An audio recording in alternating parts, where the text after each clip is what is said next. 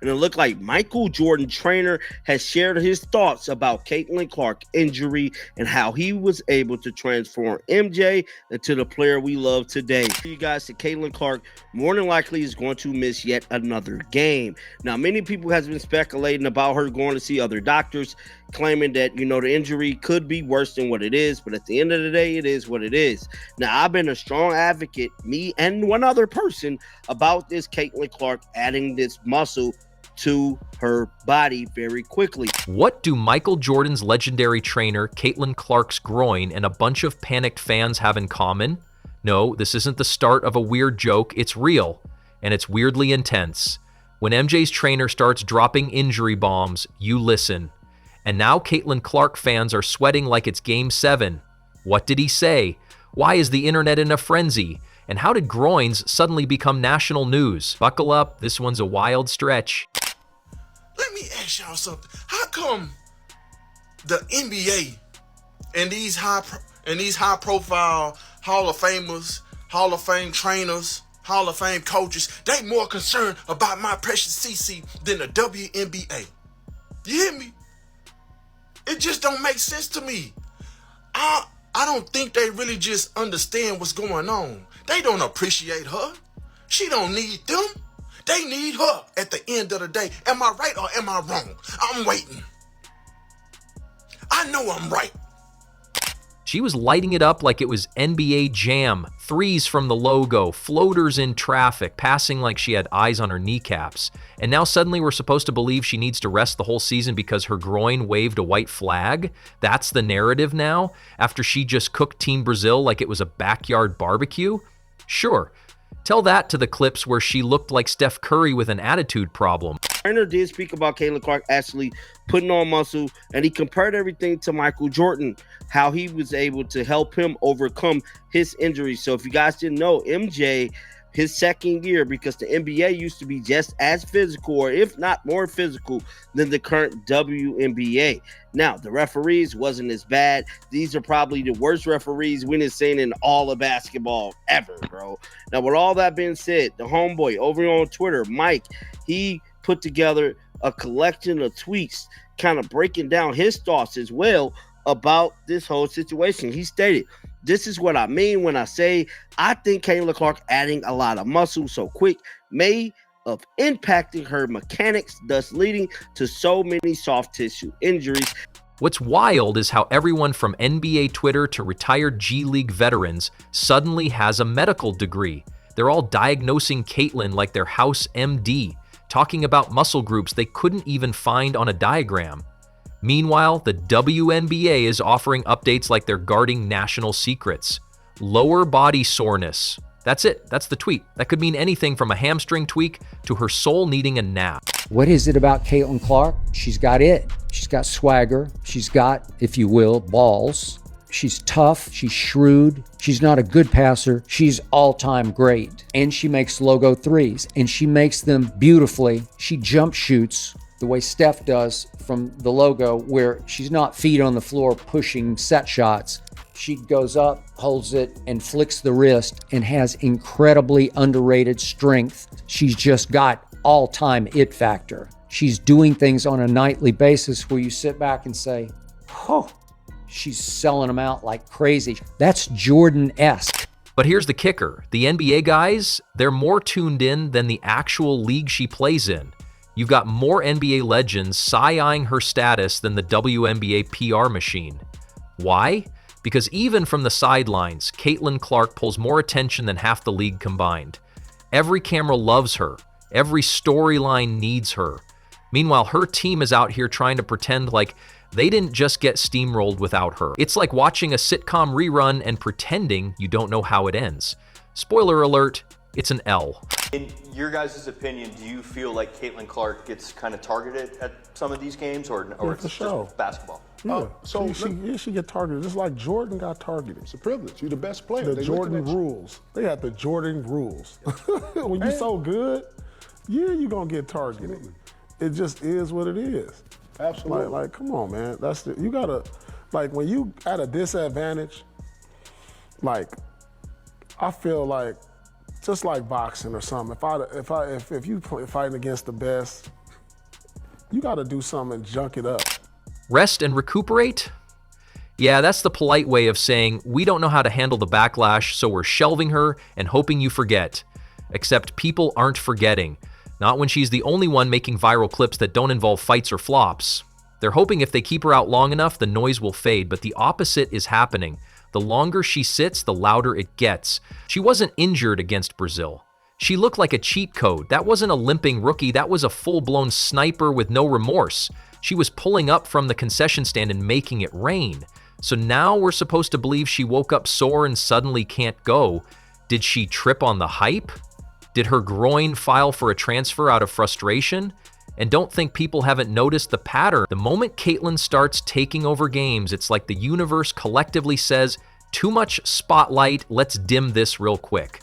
From borderline WWE moves on the court to a rotating door of vague injury reports, it's like someone's got a bingo card and they're 2 squares away from yelling, Caitlyn down.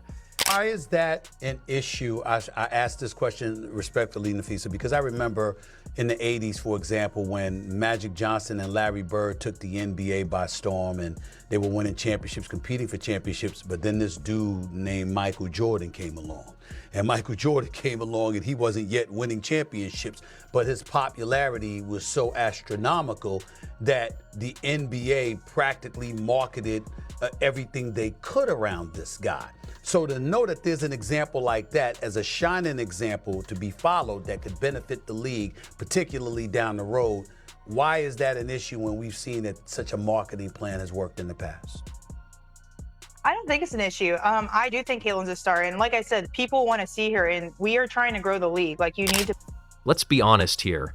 If she were in the NBA, they'd be rolling her around in a cryogenic chamber just to get her ready for the next game. Custom groin massages, a team of orthopedic wizards, and 3 private jets. But in the WNBA, you get a she's out and maybe, if you're lucky, a screenshot from practice with a thumbs up emoji. It's the quiet quitting of athlete injury updates. No timeline, no breakdown, just vibes. And the vibes are suspicious. Even when she was running the floor, she was dragging that team into relevance by sheer force of will. Now without her, it's like someone unplugged the microwave mid-sopcorn. Meanwhile, NBA coaches are breaking down her game film. Sports talk shows that haven't mentioned women's basketball since 1997 are now running highlight reels. It's almost comedic. You'd think she switched leagues and nobody told the league. And don't even get started on how calm some folks are about this rest of the season talk. I'm just saying, I'm calling it how it is. Hey, that's she Nike material. We ain't talking Reebok. We ain't talking about Shaqs. We ain't talking about them type of shoes. You hear me? We ain't Reebok. You hear me? We talking about the CC effect. Caitlyn Clark. Without her, nothing moves. It just makes me so upset. Like, see, people like me who appreciate the game, who have played the game and know what the game supposed to look like, understands my precious CC, Caitlyn Clark, and the meaning of. If one draft pick in the NBA even looked like they might miss time, ESPN would camp outside their house with drones and night vision goggles. Caitlyn? She gets one blurry clip from practice and a statement that sounds like it was written by a malfunctioning chatbot. But sure, tell the fans she's just being cautious. Rest is important. Gotta protect the investment. That's the corporate answer. What people are hearing, though, is we don't really know what we're doing. Because if she wasn't hurt a week ago, and now she's resting indefinitely, something's not adding up. Either the league's being shady, or the calendar skipped 2 months without warning. One with merch, fans, and dollar signs attached. You don't let your biggest draw disappear quietly. You fight to keep her on the court. You find a way. You don't let her go from flamethrower to footnote. Look, Matt's right. I totally agree with him. And I agree, this is just rookie hate. They did this to Michael Jordan, okay? This is what when you are a hot shot rookie, and she hasn't totally dominated the league, obviously, she hasn't dominated at all, but she's putting up great numbers for a rookie. But Jordan came in averaging 28 points, and people were physical with him. We know he got iced out of the All-Star game and stuff like that. So this is normal. It's oddly, the WNBA looks more physical than the NBA at this point. But Matt is right in that, like, look at Aaliyah Boston. I think she should have, stepped to her, and you do protect your teammates. And look, if she's genuinely hurt, fine. Nobody wants to see an injury get worse. But that's the thing. Nobody's buying it. Because she didn't look hurt. She looked annoyed. She looked like someone who wanted to torch every defender in a 12-mile radius and was instead being told to sit down and sip Gatorade. The conspiracy theories? Oh, they're thriving. Some say she's being protected. Others say she's being punished.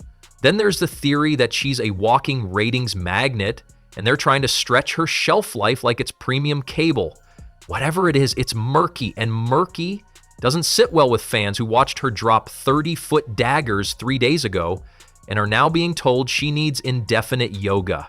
The only thing that's clear is this: without Caitlyn, the buzz dies, not slows down, dies. The only other player making headlines is the one trying to injure her. Everyone else is either missing layups or missing the point. So what are we doing here? Letting the best thing to happen to women's basketball in decades rest while we pretend the product hasn't taken a nosedive? You don't manage the load by shelving the only generator keeping the lights on. You manage it by surrounding her with support, medical or otherwise. You manage it by realizing you've got the LeBron of your league in rookie form and treating her like a generational asset, not a PR inconvenience. Are the Indiana Fever thinking about shutting down Caitlin Clark for the year? This was an announcement from them earlier today. Many of you know Caitlin Clark has been dealing with a groin injury this year. She picked it up in June against Seattle. She missed a bunch of games and then re-aggravated it against Connecticut just a few days before the All-Star game. She's been out since. She's missed 11 of 23 games this year. But this is the statement today from the Fever. Caitlin Clark underwent further medical evaluations earlier this week, which confirmed that no additional injuries or damage were discovered. This is very good. Clark will continue working with the medical team on her recovery and rehabilitation, with the priority on her long-term health and well-being. So yes, rest if she needs to, but if this is just league politics wrapped in bubble wrap and vague statements, then good luck explaining that to the fans still refreshing Twitter looking for real updates. Because one thing's clear, the groin didn't break. The system did. And now it all makes sense.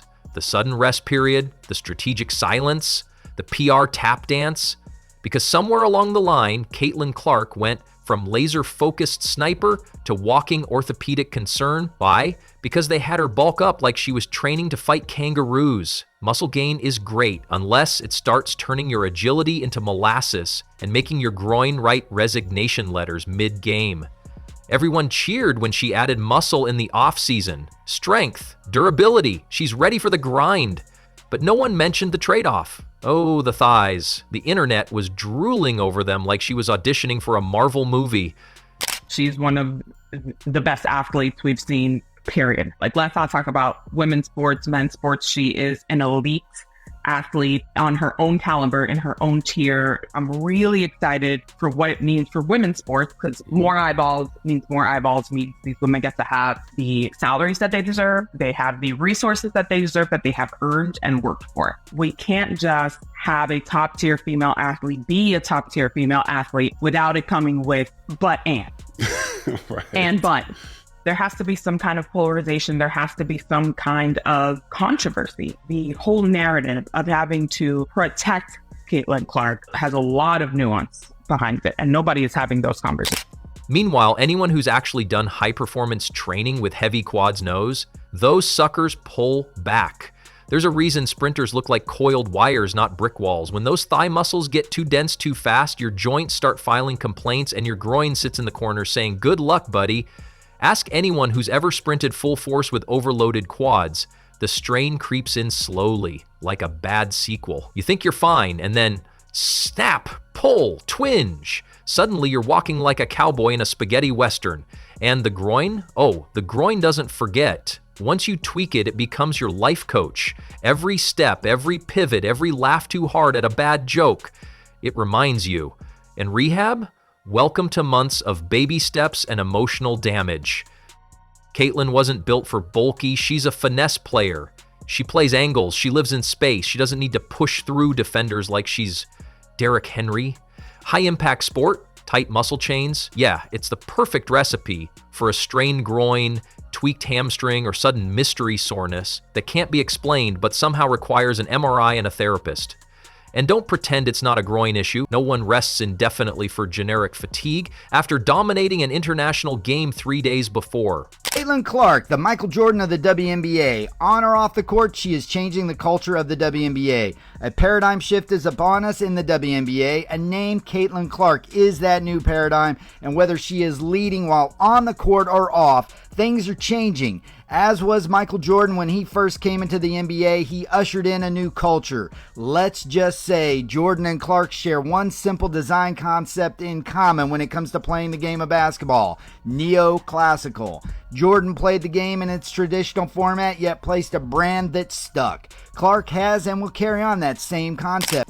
The warning signs were flashing in neon. Her agility took a slight dip. You could see it, just a half-second delay here, a missed slide there. Nothing massive, but noticeable if you were looking. The problem is, most people weren't. They were busy posting side-by-sides of her quad progress like it was a Marvel origin story. Meanwhile, her groin was backstage quietly plotting its revenge. Once that thigh strain hits, the dominoes fall fast. You compensate with other muscles. The groin steps up, takes on too much, and bam, there goes your mobility. The landings looked just a hair off balance, and the cutting, it was stiff. Still elite, still capable, but clearly riding the edge of strain. She was in that danger zone where you're too good to sit, but one wrong move away from a long-term rehab plan. And this is where it gets wild. The fans called it before the experts did. The people with no training but decades of watching athletes break down like rusty lawnmowers, they knew, they said it. She's overloading, too much muscle, something's going to give. And now, surprise, surprise, something gave. The groin spoke, and the league went silent. Hey bro, I know y'all want to hear it, man. Y'all WNBA true fans, all 24 of y'all don't want to hear the fact of this is 1,000% the golden goose. I don't care if they selling race. I don't care if they selling drama. I don't care if it's not about basketball. We have never seen the WNBA this hype. It could be negative or positive. It don't matter. What is Caitlin Clark's foul doing on CNN? They got the girl getting hit in her head on CNN like it's Obama. So now she's resting, which is corporate code for, we don't know how bad this is, but it's bad enough to keep her out of sight. And instead of coming clean, the league is dribbling out half facts like they're guarding the nuclear codes. Caitlin doesn't need secrecy. She needs the best sports scientists money can buy, the top orthopedic surgeons, the best rehab team, not another vague timeline and a foam roller. This isn't the time for trial and error. This is the time to call in the Avengers of sports medicine. Fly them in. Wrap her in stem cell magic. Give her the Tom Brady treatment. Hyperbaric chambers, cryo tanks, the whole icy buffet. You don't treat your league's future like a clearance rack project. You protect the investment. You future-proof it. Because if this turns chronic, it's game over. Not just for her, but for the momentum she single-handedly created. And that's why sitting out isn't just an option, it's a necessity. Not forever, but until she's 110% rebuilt. Until she can twist, turn, and pivot without that moment of hesitation that screams, not yet. TV, I was watching Caitlin Clark in the Indiana Fever. So I've compared her to Michael Jordan, not stylistically, obviously, but in merchandise sales, kind of a dynastic TV rating changer. And in year one, like you just were like, wow, nobody plays like that. And then in year two, Michael Jordan got hurt. And then in year two for Caitlin Clark, she's getting banged up and hurt. Why did MJ always get hurt early? Because they were tackling him. Nobody knew how to stop him. And the WNBA officiating is just changed. Like it was always a physical league. Now it's insane. So last night she gets hurt again. And maybe next time, stop trying to make every finesse player a gym rat. Let shooters shoot. Let dancers dance. Caitlin Clark doesn't need to be jacked. She needs to be fluid, explosive, quick off the mark, not weighed down like she's been cast as a linebacker in disguise. Let this be the wake-up call. The blueprint is not always more. Sometimes it's smarter. Let the body breathe. Let the game evolve naturally. The obsession with bulking up turned her from a graceful assassin to a ticking time bomb. Pray up. Wrap her in bubble wrap if you must. But get the doctors in now, not the second opinion. Not the bargain bin recovery plan. The best.